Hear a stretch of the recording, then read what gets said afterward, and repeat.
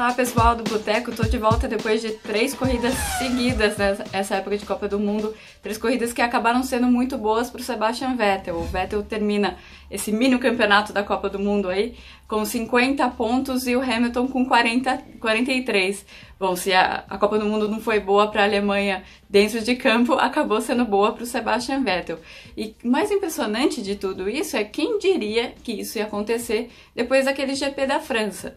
O último Drops que eu fiz para o Boteco foi logo depois do GP da França, quando a Mercedes tinha vindo com um update de motor muito forte e tinha dominado o final de semana do GP da França. Hamilton ganhou tranquilo. E depois, também no GP da Áustria, a Mercedes vem com um update muito grande no carro também e domina todos os treinos, faz a pole na classificação e aí tudo começa a dar errado para a Mercedes a partir das primeiras voltas do GP da Áustria. Primeiro, um erro de estratégia que coloca o Hamilton lá para trás, o erro de estratégia que vem logo depois de uma quebra do Valtteri Bottas, depois o Hamilton quebra lá atrás, tentando se recuperar. O Hamilton não tinha o ritmo que ele achava que ele tinha e que a Mercedes achava que ele tinha durante o GP da Áustria. O cenário muda completamente quando ele entra no meio do pelotão, como já aconteceu outras vezes no campeonato. E aí chega na Inglaterra e a Ferrari muito mais próxima do que se imaginava na Inglaterra, em Silverstone, né? Porque Silverstone tem sido a casa da Mercedes nos últimos 5 anos, 5 vitórias. E o ano passado talvez tenha sido a derrota mais sofrida para a Ferrari, a maior derrota que a Ferrari teve lá em Monza o ano passado, circuitos de alta velocidade, e dessa vez a Ferrari, desde os treinos livres, andando muito perto. A Mercedes foi para a corrida, Hamilton conseguiu uma pole position, tirou uma pole position do nada ali, porque a Ferrari estava com o carro pronto para fazer a pole position, até o acerto do carro estava focado, porque eles perceberam que eles tinham realmente uma chance. O Hamilton tirou uma pole ali, sabe-se lá de onde, por muito pouco, poderia ter ido para um lado ou para o outro aquela pole position, mas chega no domingo com o Hamilton largando na frente, aquela festa na Inglaterra, tinha 140 mil pessoas em Silverstone para o domingo, aquela sensação de que ele ganhou, isso aqui é do Lewis Hamilton, vai se tornar o maior vencedor, o maior britânico, maior vencedor no GP da Inglaterra, e tudo vai por água abaixo logo na largada. O Hamilton não sai muito bem, fica numa situação exposta ali a algum toque, o toque acontece, o toque do Kimi Raikkonen, e ele vai pro fundo do grid.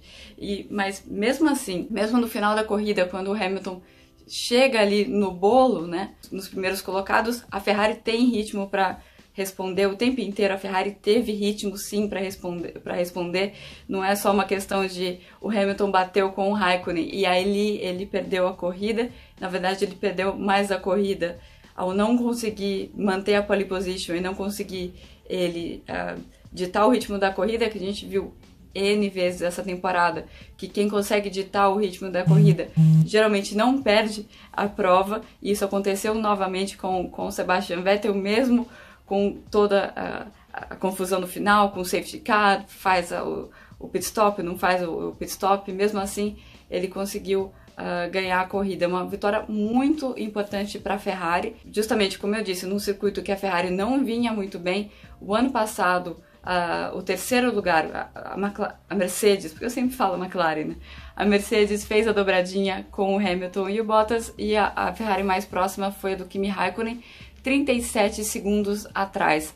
No sábado, a pole position foi do Hamilton também, e o Sebastian Vettel, terceiro colocado no grid, mais de meio segundo atrás. Então, agora a gente tem Sebastian Vettel a 44 milésimos do Hamilton e ganhando o GP da Inglaterra. É um salto muito importante, foi uma vitória muito importante para a Ferrari. E, por outro lado, dá para entender um pouco, não dá para justificar, mas dá para entender um pouco a frustração do lado da Mercedes, que acabou se tornando uma breve troca de acusações. Eu não queria entrar muito nisso, até nas minhas matérias não entrei muito nisso, que foi aquela coisa de cabeça quente que se faz no final da corrida. E o Hamilton não quis dar entrevista logo que ele saiu do carro, segundo ele, porque ele estava muito cansado. Ele explicou que ele perdeu 3 quilos nos últimos meses e que ele estava esgotado. De fato, estava muito quente em Silverstone. Quem diria, estava realmente muito quente em Silverstone. Se você olhar a temperatura, provavelmente estava uns 25 graus, mas eu tenho a teoria que aqui na Inglaterra, se tá para cima de 23, parece que tá uns 35, se tá para baixo de uns 18, parece que tá 10. Muito em função da umidade ser muito alta aqui, a sensação térmica é sempre completamente diferente do que a temperatura realmente tá. Então estava muito quente em Silverstone. Ele fez uma corrida de recuperação, fez muitas ultrapassagens e é possível realmente que ele estivesse muito cansado e que ele não se sentisse em condições de falar. Não é a melhor coisa a fazer, principalmente quando você está correndo em casa. Foi a decisão dele, enfim, é o que o Hamilton decidiu. Mas depois, na primeira coletiva que ele deu, que é a coletiva que eles saem do pódio e vão direto para uma salinha, ele deu a entender que ele achava que o toque do Kimi Raikkonen talvez fosse proposital. Ele falou, já são 2 corridas, que um carro vermelho bate na gente, e a punição é de 5, de 10 segundos, não sei se isso é representativo, mas enfim, o que a gente tem que fazer é largar na frente e estar longe deles na primeira curva. Isso foi o que o Hamilton falou. Logo depois ele vai para o pódio e vai para essa entrevista e ele diz isso. Eu o entrevistei depois disso, é o passo seguinte que os pilotos dão, que é irem para o cercadinho. Antes de ir para o cercadinho, é a primeira vez que ele vai falar com a assessora de imprensa. E provavelmente a assessora falou, para de falar isso. E ele, quando chegou no cercadinho com a gente tinha ouvido essa entrevista que ele tinha dado para a imprensa escrita e coube pergunta, né? E aí, você achou que foi proposital? Ele, não, eu não vi. Antes que eu veja o replay, eu não posso falar nada. Então, ele já tinha mudado completamente, até o humor dele, ele estava bem humorado e agradecendo a torcida, que estava todo mundo lá. Ele mudou completamente no espaço de 20 minutos e deve ser muito frustrante, né? Quando você tem uma reação um pouco descabida, que foi por 20 minutos e depois o resto do seu dia você pensou numa coisa completamente diferente, mas o que ficou foi aquilo, né? Saiu do carro, não quis falar com ninguém, não quis fazer as entrevistas e depois deu a entender que ele achava que o toque do Raikkonen tinha sido proposital.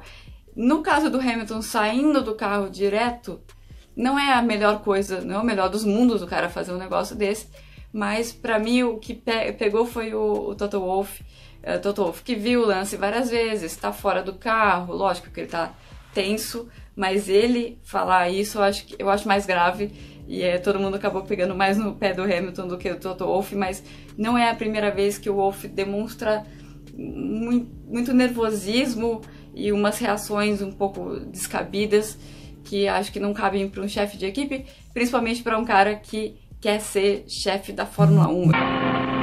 Ele quer ser o grande chefão, ele queria ser o Bernie Eccleston, agora é um pouco diferente a organização da Fórmula 1, mas ele tem essa ambição dentro dele. Para ele chegar lá, acho que ele precisa acalmar um pouquinho. Uma coisa que a gente também viu em Silverstone, mais uma vez, ficou claro mais uma vez como o motor Ferrari evoluiu, porque não só a Ferrari lá na frente, andando num circuito de alta muito bem, como também a Haas andando muito bem no circuito de alta, que a gente viu nesse período de Copa do Mundo, isso aconteceu também nas outras pistas, e a Sauber também. É fácil você colocar os resultados da Sauber na mão do Charles Leclerc. Ele está fazendo um trabalho muito importante.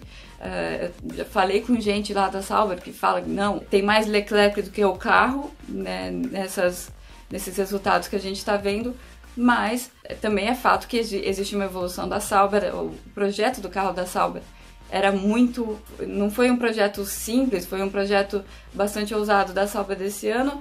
Tá dando resultado, e o motor Ferrari também falando alto. Até por conta do motor, inclusive, é que a Red Bull, depois de ter ganhado a corrida da Áustria, não esteve nem perto de repetir o feito em Silverstone. O Silverstone se tornou um circuito muito mais de motor do que ele já era no passado. Porque como esses carros eles geram muita pressão aerodinâmica, tem várias curvas que antes a aerodinâmica do carro fazia muita diferença, então não só o motor fala alto, mas o carro está no chão, fazia diferença entre o piloto conseguir fazer de pé embaixo ou não conseguir fazer de pé embaixo. Então acabava sendo um circuito não só de potência, mas um circuito de carro bom. Hoje é mais o circuito de potência porque quase todo mundo consegue fazer várias dessas curvas que eram desafiadoras de pé embaixo. E até com as 3 zonas de DRS a gente viu, teve uma das zonas de DRS, a nova zona, dava opção para o piloto, foi a primeira vez que isso aconteceu, dava opção para o piloto desativar no volante. Então, o que geralmente acontece é que o piloto recebe um aviso de que ele pode ativar o DRS, ele aperta um botão e quando ele coloca o pé no freio, o DRS fecha automaticamente. Não em Silverstone, pela primeira vez cabia ao piloto decidir se ia ou não desativar o DRS, porque não era uma freada, justamente, era uma curva em que não era um ponto de freada. E até por isso a gente viu alguns pilotos indo acabar no muro, tentando deixar o DRS aberto, mas sem ter o carro tão bom para isso. E falando nisso, que eu gostaria de entrar num outro assunto, que eu tava pensando vendo os replays da corrida, que a gente teve uma briga muito boa, altíssimo nível, entre o Kimi Raikkonen e o Max Verstappen. Depois a gente teve uma briga mais ou menos no mesmo lugar, na mesma situação, entre o Romain Grosjean e o Carlos Sainz, e que acabou num acidente.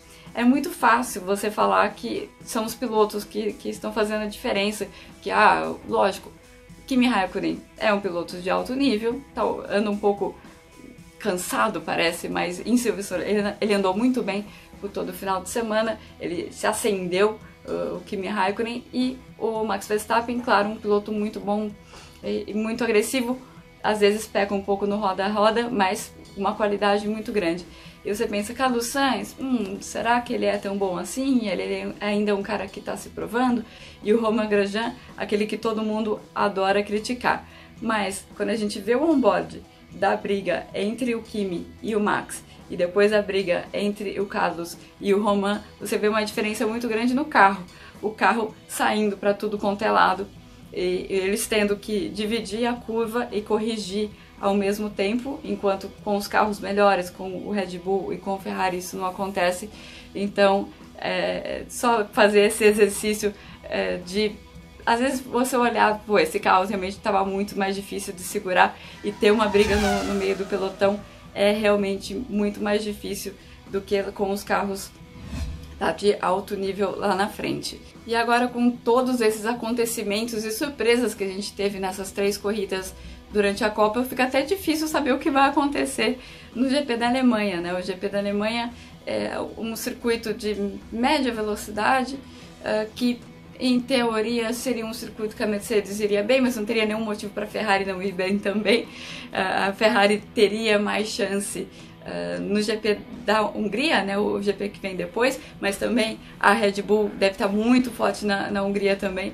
Mas agora fica aquele cenário, nossa, vamos ver primeiro quem vai largar na pole e quem consegue controlar o ritmo. Eu acho que a chave desse campeonato é isso, você tentar começar a corrida na frente e você determina o ritmo. Então, se você acha que o seu carro está economizando bem o pneu, como a Ferrari achou e forçou o ritmo no GP da Inglaterra, então você vai lá e dita um ritmo mais forte. Ou então, se você acha que você pode ganhar segurando o ritmo, que você vai ter depois como controlar se alguém tentar um undercut, alguma coisa do tipo, você vai do jeito que a Mercedes vinha fazendo nas outras corridas. Então, eu acho que isso vai ser a chave para as próximas corridas. E é lógico, tudo muito decidido na primeira curva, que todo mundo vai querer ficar na frente. Então não é por acaso que a gente está tendo acidentes na primeira curva, não, como disseram Hamilton e o Toto Wolff logo depois do GP da Inglaterra, porque os vermelhos estão querendo bater na gente ou algo do tipo, mas sim porque é muito importante sair da primeira curva em primeiro lugar e aí ditar o ritmo. Acredito que é isso que tanto Mercedes quanto a Ferrari vão querer fazer no GP da Alemanha daqui a pouco já, daqui a mais ou menos uma semana. Bom, fico aqui por hoje, volto talvez depois da Alemanha, se der tempo, ou com certeza depois da Hungria. Um abraço para todos, até mais.